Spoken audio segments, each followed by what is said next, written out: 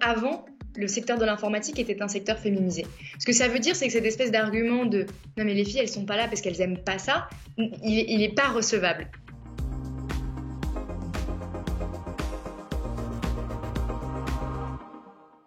Connaissez-vous Ada Lovelace, Augusta Ada King, comtesse de Lovelace, était britannique, elle était mathématicienne et à l'origine du tout premier algorithme sur Terre. Et oui, et c'est en son hommage que Chloé Hermary a nommé son école la première école française de code féministe. Elle est en ligne avec nous. Bonjour Chloé Hermary. Bonjour à toutes les deux. Merci beaucoup d'être en ligne avec nous et de répondre à nos questions parce que grâce à vous, avec vous, on va comprendre pourquoi inclure les femmes dans la tech, c'est tout simplement une urgence. Et à mes côtés, pour en parler, notre spécialiste formation, Svénia Busson. Bonjour Svénia, ça va ? Ça va très bien et toi, Charlotte? Oui, merci. Tu explores pour nous toutes les pédagogies innovantes, différentes, que ce soit en France ou à l'étranger. Et pour le coup, l'école de Chloé Hermary, c'est vraiment un modèle alternatif. Absolument, Charlotte, absolument. Et je suis ravie d'avoir Chloé aujourd'hui avec nous parce que j'aimerais beaucoup que vous nous parliez un peu plus de Ada Tech School. Pourquoi vous l'avez créée et à quoi vous formez exactement? Alors, donc déjà en fait, Ada Tech School, donc c'est une école effectivement féministe qui répond à un problème aujourd'hui, c'est le manque de femmes dans l'informatique dont Charlotte parlait un petit peu avant. Manque de femmes dans l'informatique, il faut peut-être mettre quelques chiffres dessus. D'abord, c'est un manque de femmes se voit dans les écoles et puis ensuite dans les équipes. C'est 10% de femmes aujourd'hui qui occupent les postes de développeurs dans un contexte où la plus grosse création d'emplois aujourd'hui en France sont justement sur ces postes. Donc c'est un problème si on est une femme et qu'on est convaincu par la justice sociale de se dire bon bah en fait tous ces nouveaux métiers et cette création de valeur ne va pas être occupée par les femmes. Et puis c'est un problème aussi tout simplement économique de se dire dans un contexte de pénurie de talent et de recherche, ça serait quand même dommage de se passer la moitié de la population. Donc Ada va venir répondre à ce problème de se dire nous devons former plus de femmes à l'informatique et pourquoi en fait aujourd'hui il n'y a pas assez de femmes. Donc c'est un peu ça auquel aussi on répond. Alors pourquoi il n'y a pas assez de femmes dans l'informatique? C'est un problème qui vient d'abord de l'orientation en amont, de se dire il y a très peu de femmes qui s'orientent dans l'informatique après le bac et dans les formations. Alors peut-être qu'on pourra y revenir. Et puis ensuite, il y a un problème aussi un petit peu en aval, de se dire il y a peu de femmes qui y restent, puisque, dans les écoles, 70% des femmes disent vivre des situations de sexisme, donc on voit des problèmes de décrochage. Et puis ensuite, plus tard, dans les entreprises, on estime à 40% de femmes qui quittent le secteur au bout de 10 ans de carrière. Donc en fait, on a une déliquescence de la présence des femmes dans l'informatique qui se fait tout le long de la chaîne. Et avec Ada, avoir une école féministe, c'est avoir justement une réponse systémique sur ce problème de manque de femmes dans la tech. Mais une école féministe, ça revendique quoi? Ça veut dire que c'est tout de même inclusif? Vous avez des garçons, rassurez-moi, dans vos promos. Absolument. Donc Ada est une école qui est ouverte aux hommes et aux femmes. Moi, je considère que le féminisme, c'est se battre pour l'égalité homme-femme, qui est encore aujourd'hui pas tout à fait atteinte. Et donc, du coup, c'est un combat d'égalité qui se porte par les femmes et par les hommes. Donc, dire qu'on est une école féministe, ça veut dire déjà constater le fait qu'aujourd'hui, les femmes ne sont pas les égales des hommes, constater que dans ce secteur, elles ne le sont pas non plus, et apporter du coup une réponse qui est globale et qui va venir réfléchir sur la façon dont on éduque les jeunes femmes, la façon dont on les oriente, les représentations de ce qu'on a de ces métiers et comment ensuite on change une culture d'un secteur aujourd'hui très masculin et donc très masculinisé. Donc c'est plus une réponse que je voudrais dire globale et systémique dans une démarche qui se fait sur des réflexions à la fois sociologiques, à la fois éducatives et à la fois de culture en entreprise. Et donc, du coup, vous formez donc en 2 ans au métier de développeur et de développeuse. Et du coup, qui vient vous voir et que deviennent vos élèves? Mhm. Alors, donc aujourd'hui, nous, nos élèves, ils ont entre 18 et 32 ans. Donc en fait, on a une diversité qui se voit d'un point de vue genre, mais d'un point de vue âge, d'un point de vue origine sociale et d'un point de vue origine ethnique. Donc nos élèves, ils ont en moyenne 25 ans. Pour la plupart, ce sont des personnes en réorientation post-bac, donc en poursuite d'études, ou en jeune reconversion. Aujourd'hui, du coup, c'est surtout des personnes qui se sentaient pas capables de venir, qui ne s'étaient pas reconnues forcément dans les codes des formations actuelles en informatique et qui se disent a posteriori, en ayant expérimenté soit leurs études, donc parfois, souvent, on voit très souvent des études plus autour des langues, de la communication qui reviennent vers nous et qui se disent, bon, bah, en fait, en termes de débouchés et en termes finalement de philosophie, parce que nous, on pense que le code est très proche de la langue vivante, la programmation pourrait être une opportunité pour moi. Et puis ensuite, on a beaucoup de personnes en jeune reconversion qui étaient dans des fonctions support dans des boîtes tech et donc qui se disent, bah, en ayant rencontré des développeurs et développeuses, en ayant vu aussi les opportunités de carrière qui s'offrent à eux et elles, j'ai envie de me former. Donc en fait, on a cette petite marge de rattrapage qui est présentée pour des personnes qui, au début, ne se sentaient pas capables de s'orienter dans ces formations. Très bien, très bien. J'aimerais qu'on parle un peu de la pédagogie d'Adatech School. Vous êtes très inspiré par Montessori, Freinet, qui sont des pédagogues qui mettent au centre l'élève pour le rendre vraiment responsable de son propre apprentissage. Donc, vous êtes inspiré par ces pédagogues. Comment concrètement vous formez au code avec ces pédagogies? Donc effectivement, on s'est inspiré de ces pédagogies qui sont des pédagogies qui valorisent l'autonomie. Donc c'est très peu de cours descendants. Donc c'est vraiment casser cette idée que à l'école et dans les classes, on est assis, on entend un prof nous réciter un cours et on doit l'apprendre. Donc c'est vraiment casser déjà ce format-là pour valoriser l'autonomie et l'engagement actif de l'apprenant. Ensuite, c'est aussi des pédagogies de la bienveillance.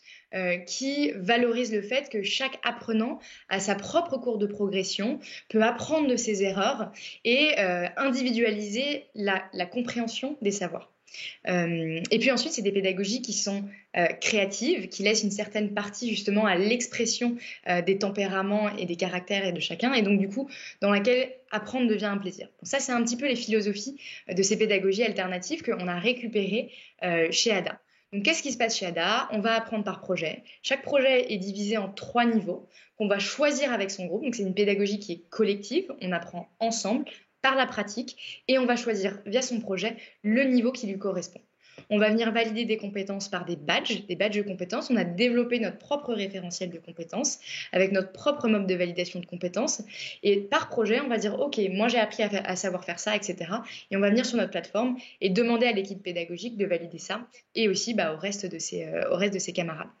On va aussi avoir un mode d'encadrement, donc un mode une formation de nos professeurs qui vont être beaucoup plus des coachs et des facilitateurs que des personnes qui récitent un cours, etc. Et donc, ils vont venir passer de groupe en groupe, les débloquer. Et puis ensuite, on a intégré un certain nombre de rituels qui sont les clôtures, donc un moment où en fait on débriefe de sa journée ensemble, on communique sur ses frustrations, etc., qui ont lieu à chaque fin de journée, ou encore le vendredi, qui est un format de forum ouvert où chacun choisit son activité. Donc par ces rituels, par ces outils, par cette philosophie et la formation de nos encadrants, c'est comme ça qu'on dit qu'on s'inspire en fait des pédagogies alternatives qui ont été développées pour la petite enfance et que nous on développe pour les plus vieux. Chloé Hermary, vous êtes extrêmement jeune, vous avez 25 ans. Qu'est-ce qui, dans votre propre parcours, vous a donné les clés aussi vite pour à la fois comprendre les besoins qu'il y avait dans le monde de la tech et puis ce monde des nouvelles pédagogies qui est quand même tout de même assez complexe? Ouais. J'ai toujours été passionnée d'éducation, j'ai toujours donné des cours, j'ai accompagné plein de jeunes en souffrance à l'école et donc du coup, moi ce qui m'avait touchée, c'était alors même qu'on a une chance d'apprendre, en fait on peut souffrir de ces années d'apprentissage. Donc moi ça c'était une première constatation qui était on passe beaucoup d'années à l'école et en fait qu'est-ce qu'on en ressort, quel est le rôle de l'empowerment véritable de l'école. Et donc moi à ma sortie de mes études, c'est de me dire alors même que j'ai eu un parcours même d'excellence qu'on dirait vous avez on nous disait toute votre vie, vous allez vous garder des portes ouvertes, garder des portes ouvertes. Et en fait, à la fin, c'est bon, bah, très bien, j'ai toutes ces portes ouvertes. Qu'est-ce que j'en fais? Donc, du coup, un questionnement autour de la pédagogie et du rôle de l'école. Et l'autre, justement, même pas au sens de la tech, mais un questionnement sur la place des femmes dans la société et dans des milieux extrêmement masculins. Moi, personnellement, c'était dans mes études et dans mes expériences personnelles. Et donc, du coup, sur mon envie de créer l'école Montessori du supérieur, quand je me suis rendu compte que dans le milieu de la tech, qui était un milieu qui recrutait énormément, qui était en pénurie de talent, et en fait qui avait ce problème d'inclusion, bah, ça m'a énormément touchée parce que ça m'a rappelé, moi, ce que j'avais vécu personnellement. Bon, on va préciser que c'est une école reconnue par l'État aujourd'hui. Absolument, et certifiante, ce qui est assez formidable. Effectivement, on régresse. Je suis tombée sur un chiffre récemment d'une étude d'Accenture et Girls Who Code qui disait que le nombre de femmes dans la tech et dans l'IT, les technologies de l'information, régresse. C'est-à-dire qu'en 1984, elles étaient 35%. Aujourd'hui, elles ne sont plus que 32%. Bon, c'est un chiffre pour les US, mais en France, c'est à peu près la même chose.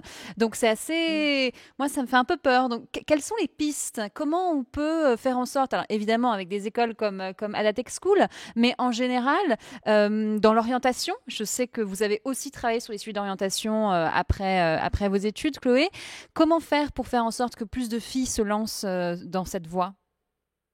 Ouais. Alors, déjà, du coup, ce que je trouve hyper intéressant avec ce que vous soulevez, Svenja, c'est que, en fait, avant, le secteur de l'informatique était un secteur féminisé. Ce que ça veut dire, c'est que cette espèce d'argument de non, mais les filles, elles sont pas là parce qu'elles aiment pas ça, il est pas recevable. Parce qu'en fait, c'est plutôt un départ. Donc, ça, c'est déjà quelque chose qu'on aime souligner, c'est que légitimer l'absence des femmes par non, mais en fait, elles n'aiment pas ça, c'est pas recevable. Donc, d'un point de vue solution, moi je pense que déjà ça se passe aussi en amont, ça se passe par un travail avec les lycées, les écoles, qui est à la fois un travail de déconstruction de l'orientation et des biais qu'on a quand on s'oriente, et par un travail d'information. Et nous on fait énormément sur des événements, c'est on va dire rendre ses lettres de noblesse à ce métier, qui est un métier qui est créatif, extrêmement collaboratif, qui crée de la valeur, qui a de l'impact, etc. Et donc du coup changer les représentations de ce métier par de l'information et par de la vulgarisation. Et puis, je pense qu'ensuite, il y a un deuxième travail qui doit être fait, et c'est ce que je mentionnais tout à l'heure.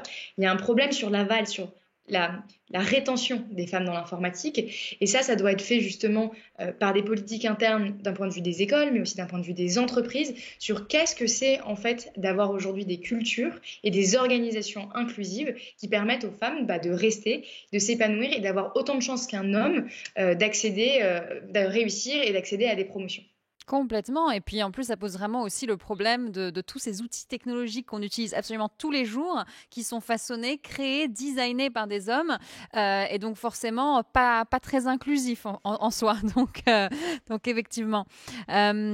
Vous parlez de la créativité qui est nécessaire dans ce métier, vous parlez de toutes ces compétences qui sont de fait inclusives. Qu'est-ce qu'on apprend exactement quand on sort de 2 ans chez Adatech School? À quel métier on peut postuler et qu'est-ce qu'on peut devenir finalement? Mhm. Donc, nous, on ne prétend pas être une école d'ingénieurs. On ne fait pas en 2 ans ce que d'autres écoles font en 5 ans.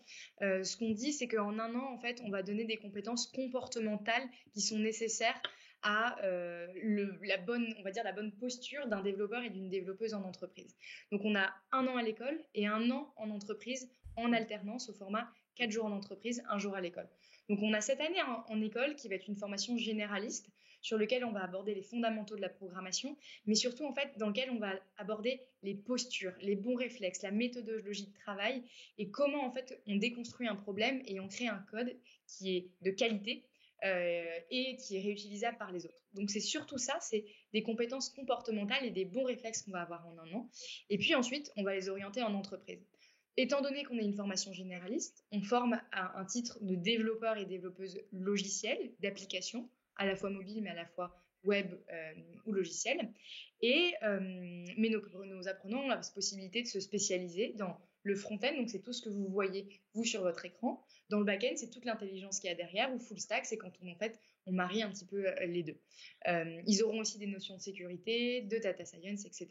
Donc c'est des profils généralistes qui seront en mesure de faire un choix éclairé au bout de ces 2 ans de formation. Et nous, c'est vraiment l'idée aussi, c'est dans cette formation généraliste, on a des personnes qui étaient débutantes, qui ne savaient pas ce que c'était la tech. Elles ont besoin en tout cas d'avoir d'abord une vision suffisamment holistique et complète du milieu et du secteur avant de s'orienter. Merci beaucoup Chloé, merci et bravo pour ce parcours qui est vraiment très impressionnant. Merci beaucoup d'avoir été avec nous et d'avoir partagé votre vision de ce que vous appelez donc une vision holistique et globale et inclusive de cette formation à la tech. C'est vers ça que vont beaucoup d'écoles aujourd'hui et grâce à toi Svenja, on les découvre épisode après épisode. Merci à toutes les deux. Merci à vous deux. Oui, ça continue maintenant et tout le temps, c'est quand vous voulez. Abonnez-vous à Way sur la chaîne YouTube de Salesforce. Vous y retrouverez nos invités, nos chroniqueurs. Vous pouvez aussi y activer la petite cloche et nous dire ce que vous en pensez. Nous lisons vos messages, nous les prenons en compte. Rejoignez-nous sur Way.